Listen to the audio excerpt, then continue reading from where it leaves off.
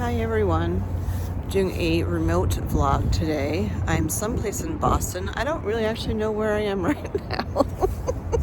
I just started walking after one of my appointments and ended up here. I feel like I'm in the middle of like an apartment complex thing. But it's pretty and it's sort of quiet. I'm by the bridge so you can hear construction, but I look like I've been crying, but no, I'm tired. And I woke up, like rolled out of bed, ate a protein waffle, and then came down to MGH Boston. You can hear the sirens, actually. And I had a bone density test just now. So just wanted to talk briefly about what that is, why I'm having it done, and the fun question about when you have to circle on the sheet that says, are you in menopause? And I'm like, I don't know if I'm in menopause. There's a story behind that. The short story, because I put yes and a question mark because I haven't had my period in a little over 2 years, and it was sporadic before all the cancer stuff happened. But they don't. It has to be a year since I've been off the Lupron that they're going to consider that being in menopause. My hands are cold, so bear with me a second. Here's the pretty sky. I need to put my glove on. It's cold. It's not that cold, which is actually why I'm outside and here a little bit longer, because it was just a nice walk. This is a cool little gym thing. I feel like this belongs to the apartment complex where I'm at right now. There's like a gym thing over there with like kettlebells and fun thingies. I don't know. Maybe I'll go play on them when I'm done. So the bone density test. So that was ordered by my oncologist, obviously to test my bone density. Fun facts that are interesting. Sorry, my hand's cold. Fun facts that are interesting. They do a height check and a weight check. So, I mean, in general, as a woman, or maybe everybody, I don't know, but definitely as a woman, women tend to shrink as they get older. I used to be a little over 5'8" back in the day. When she measured me, I was 5'7", and I'm like, oh, that kind of sucks. And then when she looked at my chart last year, it said it was 5'6.5". I'm not 5'6.5", so a grain of salt. And then she did my weight, and I found that interesting because the last bone density exam I had, or the only other one I've had, was before I started the Zometa infusions. They wanted to do a baseline. Whenever I say baseline, that doesn't give me good vibes, because that's how they found my breast cancer. They wanted to do a baseline bone density test before I started the Zometa, and shortly after, like maybe a month or two after I started the tamoxifen. Tamoxifen, again, I'm not a doctor, that's my disclaimer, this is just my experience, but tamoxifen does have an impact on your bones. It could lead to osteoarthritis and osteoporosis. So the reason why I do the Zometa infusions, there was a study in Vienna, I think, I can't recall, that showed that the Zometa infusions, if they're done over a few years, lowers the risk of osteoarthritis and osteoporosis from the tamoxifen and anything else that's going to decrease, like, you know, your bone strength. So I've been doing the Zometa infusions every 6 months. I have done 4 of them. I have my next one next month, and they suck. I mean, you can go back to you can go back to my other ones. They suck. Really, the symptoms are similar each time. It's just, I don't know if I've just gotten used to it or if I'm just bitter and numb at this point.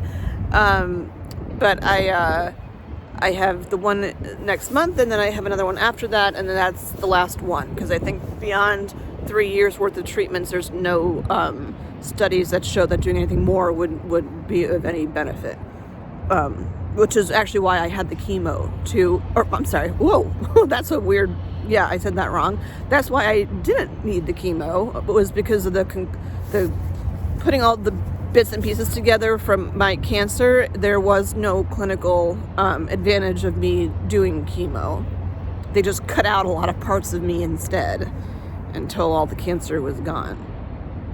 Weirdly, and then I'll come back to the bone density thing, I I don't know why, but I went on the Gateway the other day just to catch up on some stuff and look at some of my notes from old doctor's appointments. Like, not old, but relatively recent, just ones that were in the past. And I rewound back and reread the labs from when I had my my biopsies and my surgery. Why? I don't know, because I did.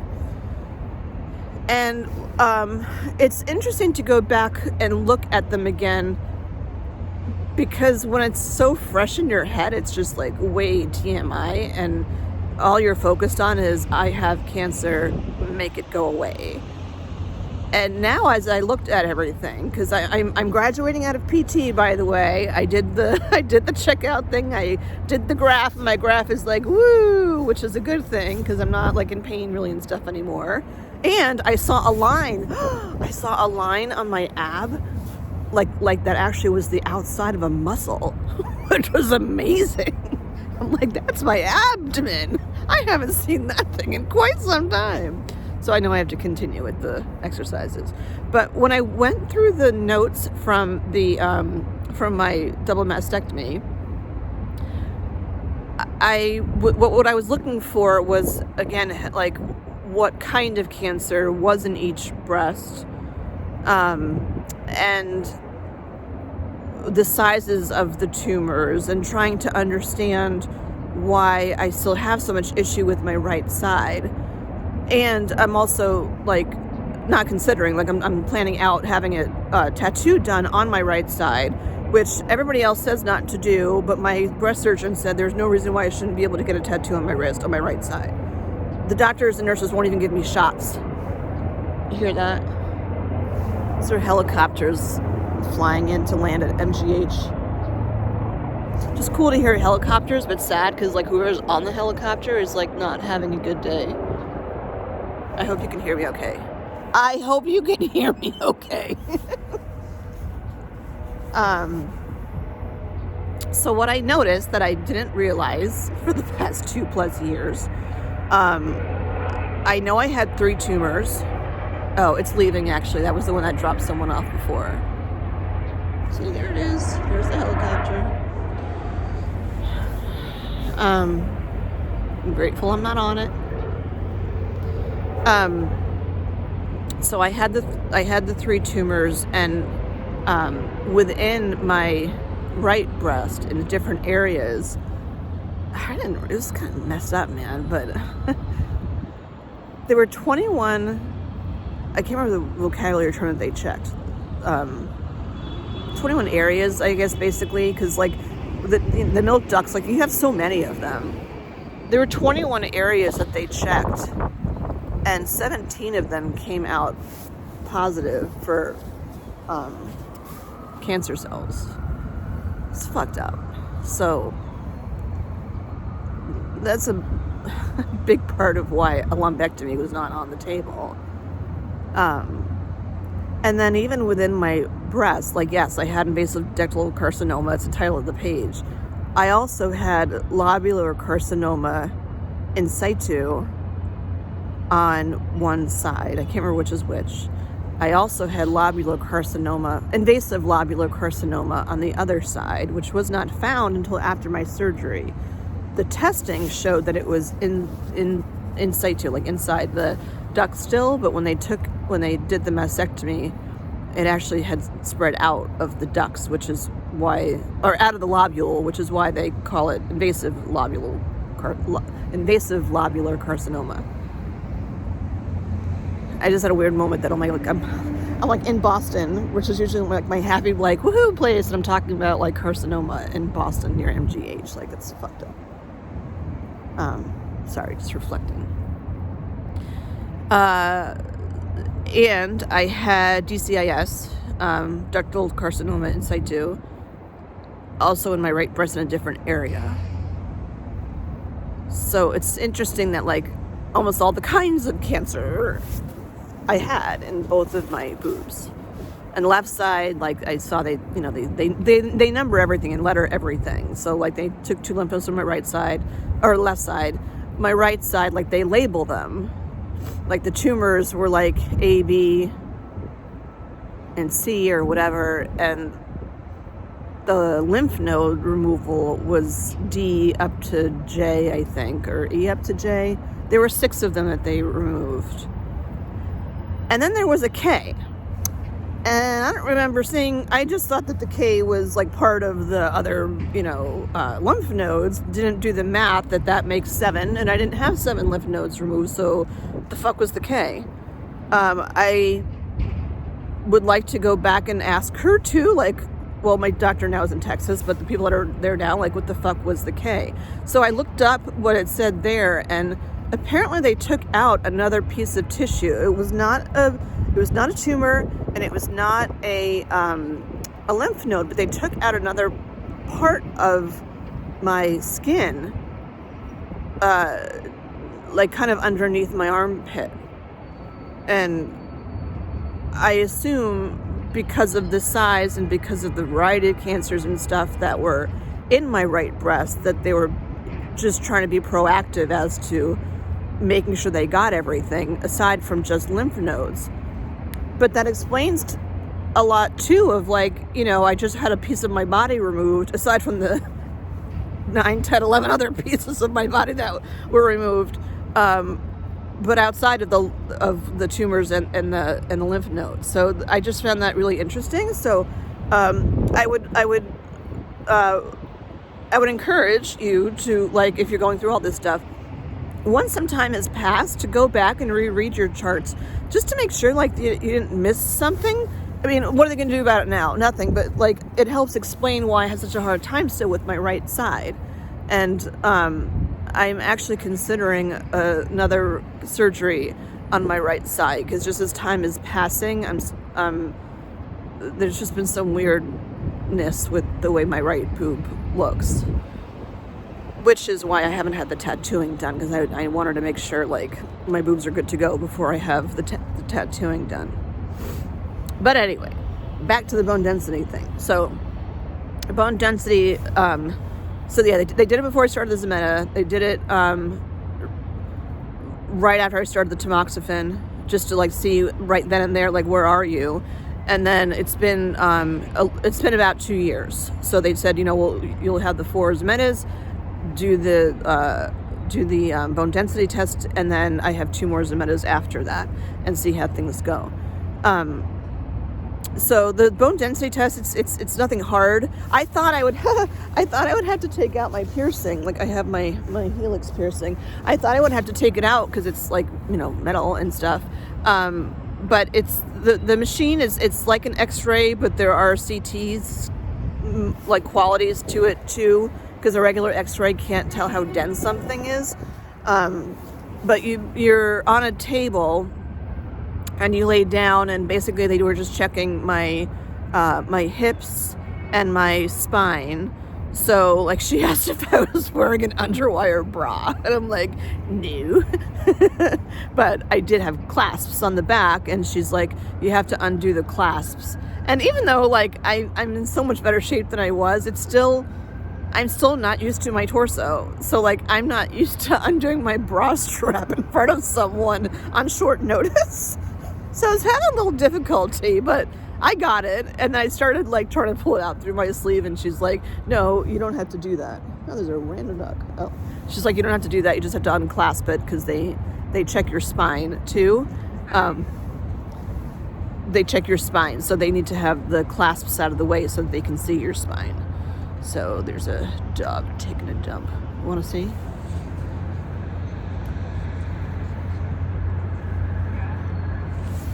Sorry. I just had to do that. I hope I'm providing some humor to you with all this crazy. I just want to how liberating, just go walk over to the side, hey dude, I need to take a dump, and just go poop. And another reason why I can't imagine myself being a dog owner, then you're just walking around with turd in a bag.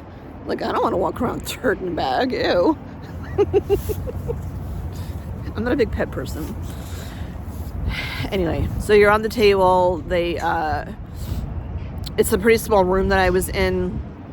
it's in an office that's kind of like outside of the hospital, so you don't have to deal with all the drama of being like a huge hospital and stuff. And yeah, you just lay on the table, and then they like they strap your feet in a certain way so that they can get a better picture of your hips being like fully aligned. And then they put a wedge underneath, or a block, I couldn't tell. It's probably a block underneath my knees, so that I was like in a 90-degree angle with my hips and my knees. And then it was done. So it was pretty quick. They were friendly. It was a short procedure, and then it takes 3 to 5 days to get the results back. We're going back to my oncology nurse who just retired. She's not there anymore.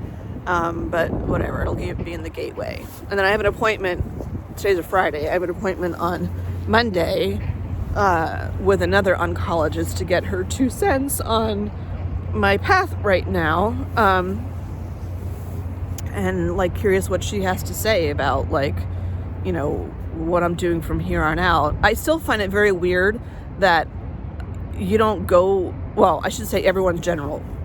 My doctor told me I won't go for scans again until 5 years out. And that kind of weirds me out. Like, I understand that they don't want to do too many tests, which is kind of funny because I feel like I've had so many freaking tests. But it just seems weird to me that you would have to go 5 years without like looking to make sure you got it all. Makes me a little uncomfortable, but I have to try not like being paranoid and stuff, and just trust that like that's how it works. Because when I've spoken to other people, other breast cancer survivors, like they don't go in really unless something's like wrong. I unfortunately know a few of my breast cancer survivor friends. One of them had her implant burst. Oh my gosh. And had to have surgery, and some of them are just going through a lot of stuff right now. One of them was just diagnosed with another kind of cancer, which is hard. So I'm trying to I need to actually reach out because her surgery is today. So when I get off my vlog, I'll reach out. I mean, she won't be able to see, but to see how she's doing. So just take care of yourselves, Just want to let you know about the bone density thing, to expect that, because with all this breast cancer stuff, there is a bone impact, and you definitely don't want your cancer, if something went rogue, to go into your bones, which is what the tamoxifen is for, to keep that from happening if that were to happen. What else? Oh, and then before you do the bone density test, so I'm getting so many texts right now, holy cow. Before you do the bone density test, you're supposed to stop taking supplements before. Again, not a doctor, but that's what I was told. No vitamin D, no multivitamins, no calcium, no antacids, anything like that you're not supposed to take.